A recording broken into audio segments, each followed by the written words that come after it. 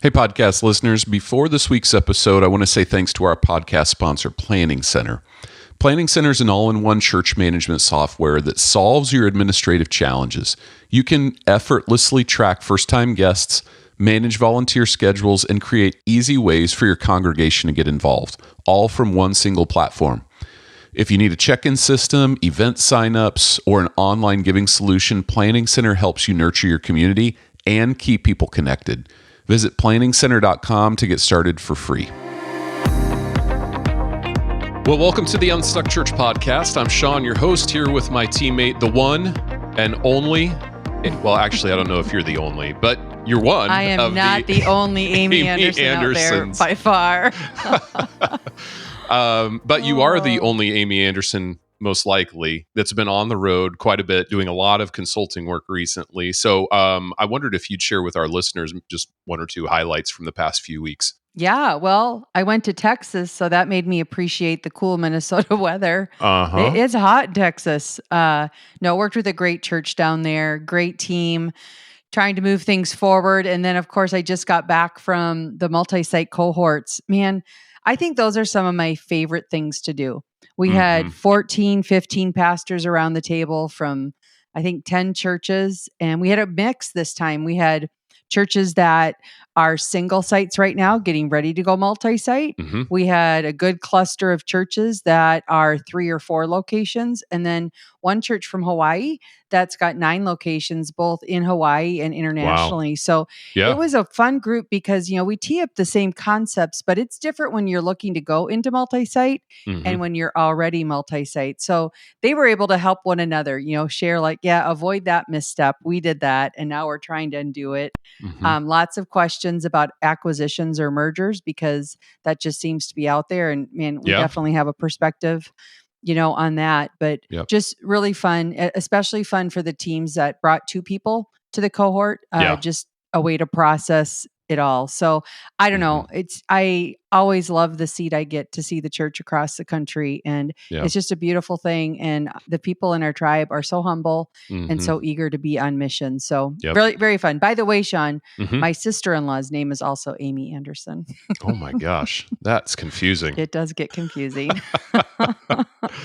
Well, we've had the last few cohorts, just such great groups of people, great churches that have been engaged in those and a part of those, and then great feedback from those churches on what not just what they're learning from us, but the experience of being there, like you just mentioned with this last cohort, with another leader from their church, where they can process and learn and plan together.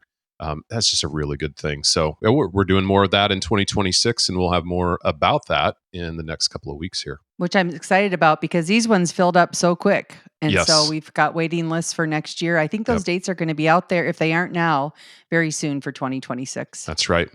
Well, today we're continuing our series on breaking common growth barriers and specifically helping church leaders in different key seats to kind of own their roles in getting the church over the next hurdle. Yeah, that's right. Sean, we hear pastors say it all the time, at least in our tribe. I've never led a church this size before. Right. And they're wondering what it's going to take to break through that next barrier. And then added to that, I think the board is often impacted by this too. I mean, church board members have often held leadership roles in businesses or in the community, but not necessarily in the church. So they need to understand as well their role in helping the church break through this next barrier. That's right, Amy. Well, let's jump right into it because today we're talking about what it takes to break the 1,000 barrier in church attendance. And many mid-sized churches get stuck around 700 or 800 and it can get really frustrating. So, Amy, why do you think this particular barrier is so challenging? What are some of the key tensions that emerge? Yeah, Sean, I think this is a really hard barrier. I actually think it might be one of the hardest ones because when you're at 700 or 800 people in attendance, that's just a lot of people, right? And like I said a minute ago, it's probably the biggest church the pastor's ever led and the biggest organization that they've ever led. So when you get to this size, a pastor's leadership style, it really needs to change, that lead pastor. It needs to go to the next level. And this is true for the other leaders on the team as well. Every leader needs to elevate how they operate in their role when a church gets to this size. When a church reaches 800, I can guarantee you that the organizational complexity has increased dramatically from when the church was smaller. Yeah, There's of more course. programs, there's more staff, there's more complexity. And so, one of the reasons this barrier is particularly challenging is because people have to change how they lead and behave. And my hunch is that up to this point, most ministry team members have been doing ministry. Mm-hmm. But with growth, they aren't able to keep up. And this is the size, Sean, when most staff are saying the church needs more staff. We Right. need more staff. And as we learned in last week's podcast, the data supports this. In the run to 1,000, this is where churches become significantly overstaffed. I think the number was 45-1 in our latest Unstuck Church report. So one full-time equivalent for every 45 people. So they probably don't need more staff. They likely need to raise the bar on their leadership and begin doubling down and building up the body to do more ministry. Mm-hmm. And again, when a church is smaller, doing is easier. And as a church grows, this underdeveloped muscle of giving the ministry away to the body kind of gets exposed. Mm-hmm. So one of the key tensions in this stage is pace. Everyone feels really busy. And in that busyness, along with the new complexities that come with being a church at that size, is that there doesn't seem like there's time to get out of the whirlwind and work on ministry. And I say all this because if you are a lead pastor and this is the size you're in, I think this is the toughest barrier to push through. Yeah. So when you think about that tension of, you called it being caught up in the whirlwind and not able to do the work on the ministry, what gets missed in that? In other words, what should the leaders at the church be working on that they might be missing? Yeah. So, of course, when I say the whirlwind, that's a term from 4 Disciplines of Execution. And that's the language we Great use. book. The whirlwind is when we're caught up in the ministry. Mm-hmm. And honestly, as leaders in the church, we have to work on it as well. And so let me start with the senior pastor. So I think quality is something that starts to get missed at this stage. Sometimes senior pastors can take their eye off the quality of the weekend experience. And this is important because as the church grows, so do the expectations of the people that are coming. So for good or bad, as the size of the environment grows, so do the quality expectations. And I've said this before, but it's so easy for us to habituate to our environments. And when this happens, we don't see what new people to our church see and experience. Right. And I believe it's the primary role of the senior pastor to ensure that the weekend is a high quality experience. To increase the quality, which is obviously ongoing, there needs to be increasing intentionality around planning, preparation, and execution. And that's not only the teaching, it's the whole weekend experience. And at the end of the day, the senior pastor has to hold that bar, hold that line for the quality level of the weekend service. And when they get really busy and caught up in the whirlwind, I think this can slip. Yeah. And the weekend is the primary place I'm talking about quality, but the same principle really applies in all the environments, in children's ministry, student, guest experience, and on and on. But because the lead pastor lives in that space, they're just the ones who have to hold that line. So that's the first thing I think of when you say what might be missing. The second thing that I think can be missing is just direction for the church. I think senior pastors, and when they're in the whirlwind, can miss providing for the team and the church, providing clarity and direction on where the church is going and why we exist, right? People need to be reminded of the church's primary purpose, and they need a vision to rally around. Connected to that, once you start reaching hundreds and hundreds of people, it gets easy to keep saying yes to ideas and yes to additional programming. Yes. And honestly, before you know it, things become very complex with multiple ministries competing for volunteers, leaders, space, money, promotion. So beyond that vision and mission and vision clarity, the team needs clarity really on their goals, clarity on the mission field we're trying to reach, so that as a team, you know what to say yes to and what to say no to. Without that clarity, I think we end up saying yes to many things, and then we find ourselves in this position where we have to stay in the whirlwind because there's so much more we're doing. And let me just add one last one, Sean. I think what also could be missing is just personal development. For senior pastors, I think they can miss investing in their own development. You know, their preaching and personal leadership skills, they've been enough to get to the church at this point. Yeah, but they're going to want to invest in their own growth and development to go further, to get ready for that next size church. Yep. That's a good point, Amy. I think a lot of senior pastors at this point are trying to invest in their team and help their team Mm-hmm. increase capacity, which is great. But sometimes they haven't thought about themselves. And of course, as the church grows and scales, their role is going to look different and they need to continue to Mm-hmm. grow too. That's well That's right. said. All right, what about executive pastors? If a mid-sized church has someone in the dedicated executive pastor seat, what tensions are they specifically dealing with before they reach that 1,000 barrier? Yeah. Well, the executive pastor role, it typically comes into play when a church is about 1,000 in size. Hmm. So, but if this role already exists on the team when you're 700 or 800 people, the primary thing they may be missing is building a staff team that leverages volunteers and volunteer leaders.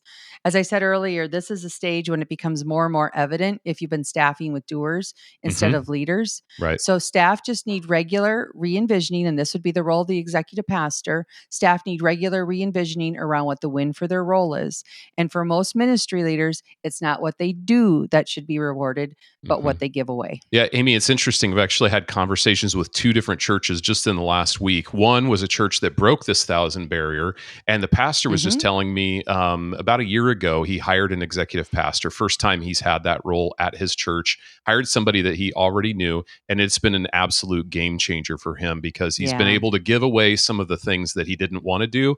And honestly, he just told me I wasn't good at them either, and he feels like this Probably enormous. not. Probably not. He feels like this huge Yeah. weight's been lifted from him.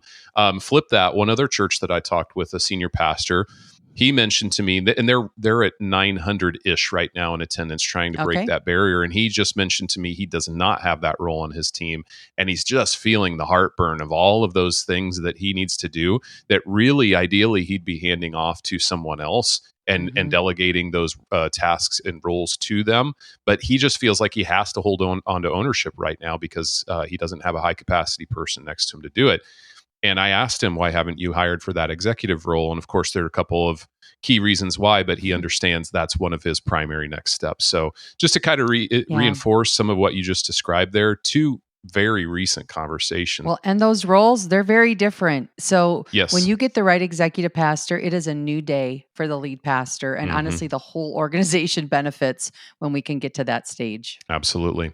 All right, let's shift just a little bit. What about board members then as well? I'm glad you asked about that because I think that churches that are stuck before the 1,000 mark, sometimes they are governed by large boards and Hmm. many committees. Yep. And it's at this point that the board really needs to shift towards what I would call true governance and not being involved in the day to day operations. Hmm. As an example, we worked with a mid sized church that had more than 50 people on its board and more than a dozen different committees. And their structure for decision making was so complex that they had a committee, honestly, for finding people to serve on committees. Yeah. So we try to help churches shift from to only one board that includes 6 to 8 people. And you just have to know trying to make this change can create tension as Hmm. board members adjust to a different function because we're not That's asking right. them to meet about ministry. We're actually asking them to think strategically with a Hmm. lead pastor. Yep. That's good. All right, so let's talk about how each key leader needs to kind of shift their approach, starting with the senior pastor. What's their primary responsibility in breaking the 1,000 barrier? Yeah, I think for the senior pastor, if I had to pick one, it would be clarity of purpose becomes absolutely essential. They need to identify, define their mission, their vision, and strategies to be in a better position to focus their resources on the areas of ministry that Hmm. define who they are as a church. Again, we need to just develop that muscle to focus in and bring clarity to the whole team. This is who we're trying to reach. These are our core ministry strategies. And again, when that's defined, we know what to say yes and no to. And I Yeah. think it can be a huge filter to allow leaders to actually say no more often. Hmm. Again, this filter and this focus, it will actually increase ministry effectiveness because of the focus it provides for the team. We know this, right? Church people have lots of ideas around what Yes. ministries and programs the church should be doing. Hmm. And in this case of 700 to 800 people coming up with ministry ideas, that can be, a lot of no's. So Yeah. this filter and focus will provide a good framework to say no to good opportunities that don't align with the church's core focus. Yeah, that's good. All right, what about the executive pastor? How does their role need to evolve? It depends on each church's current structure and governance, but here are a few common areas where they might need to evolve. First, if any staff are reporting to a board member, that needs to be re-engineered and get that staff person focused on leading ministry teams. Right.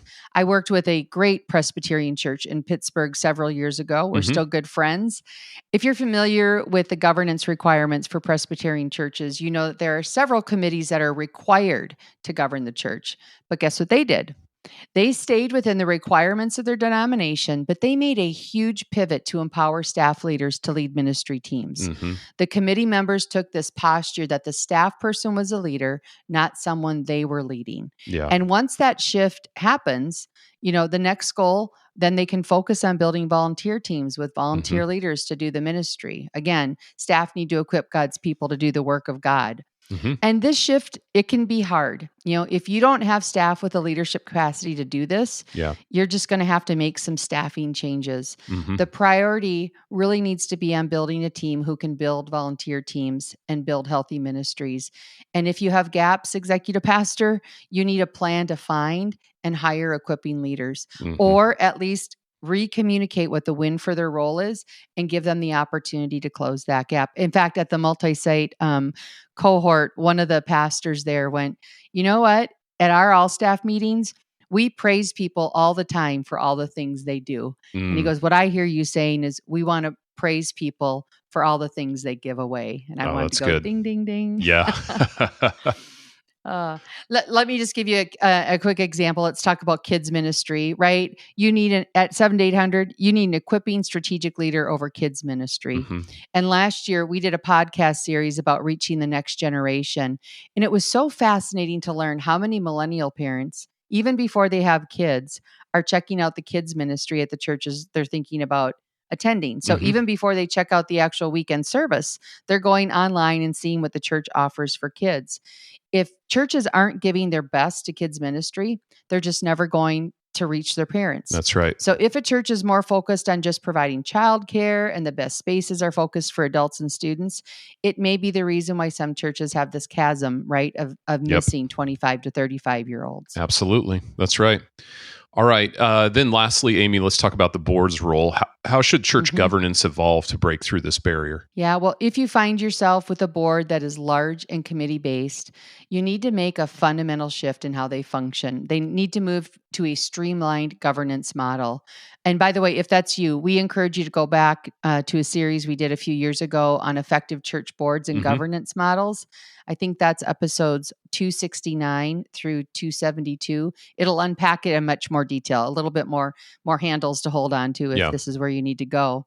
But the second thing, so get to that streamlined governance model. Second, you need to clarify the role of the board. And by the way, most board members don't want to be in the weeds if that's not where they're supposed to be. In fact, a lot of board members are just like, well, just let me know what the role is. Sometimes we communicate too much what it isn't. We need to talk about what it is. Yeah. But these are the 5 that we talk about a lot. One, they need to model spiritual leadership to the congregation.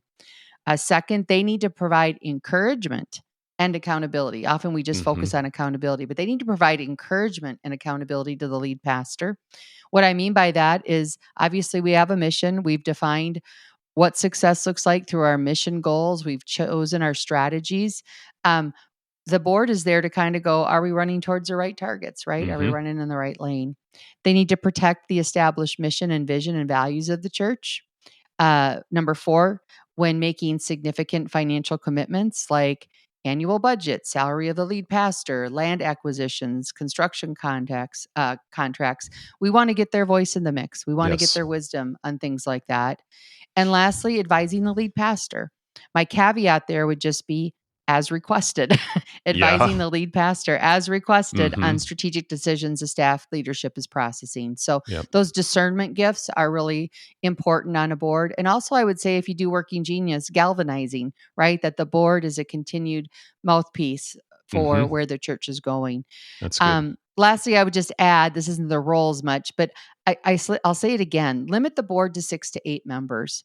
The goal is to get everyone else serving on a ministry team rather than sitting in meetings, committee meetings, board meetings, etc. That's good. And that number is so important too, Amy, because if you're really going to have people contributing robust process and thought in a meeting, it's really hard to do that when you have more than 8 people sitting around a table. It just feels like someone's not going to have their voice included. So being very careful and intentional about the number of people on that team is critical. Yeah. Amy, I wonder if you could give us kind of a quick recap of the swing thoughts concept that you have and give a swing thought for senior pastors, for executive pastors, and for board members around this. Yeah. If this is the first time you're hearing the podcast, swing thought is probably foreign, but it's just a golfing analogy. When a golf coach gives you something to think about, they give you one thing to think about when you're trying to develop a new muscle. They don't give you 5 swing thoughts because then the whole shot goes to pot. So the form of swing thoughts here. All right, for senior pastors, here's your swing thought. Focus the team, focus the church. So make the primary purpose of your church clear and resist the temptation to add programming that dilutes that focus. So swing thought, focus the team, focus the church. To the executive pastor, your swing thought is find more leaders. Find more leaders. Identify people with greater capacity and map out where you have clear gaps that need to be filled with high capacity leaders in the next 24 months. And I say that because executive pastors, you need your eyes above the waterline. You have to be thinking future oriented. You need to play the movie forward and understand, boy, in 24 months, this is really what we need. And then you can back it up to some shorter term goals. Yep. For the board, your swing thought, governance, not operations. Governance, not operations. Focus on policy, protection, and purpose, not the day-to-day operations or staff management. That's good, Amy. Those are excellent swing thoughts. I'm not any good at golf. I probably need some golfing swing thoughts myself. Jason can coach you. My husband's a great coach. Yeah, that's good. It's probably because I haven't golfed in probably 5 or 6 years too. But that's because you had 5 kids. That's right. That's your true. Golf game. That's true. You're right. Okay, I feel better about myself. All right. Before we wrap up, Amy, any final thoughts? Yeah. Breaking the 1,000 barrier, it isn't just about systems and structures. It's about leadership transformation.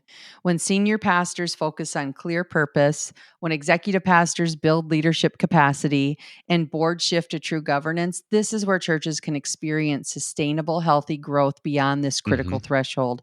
But it requires each leader to truly own their unique role in this journey. Absolutely. All right. Well, listeners, thank you for joining us for this episode on the Breaking 1,000 Barrier. If you'd like to dive deeper into this whole topic, join us on September 18th at 1 p.m. Eastern for a free live webinar on breaking big church growth barriers. In this 60-minute webinar, we're going to cover things like how to recognize when you're hitting that 1,000 or 2,000 attendance ceiling, some of the key practices of churches who have broken through these barriers, and then the vital signs to monitor as you continue to grow. So we're going to save the last 15 minutes at the end for live Q&A. Amy and I will be on there to answer some of your questions specifically that come from the webinar.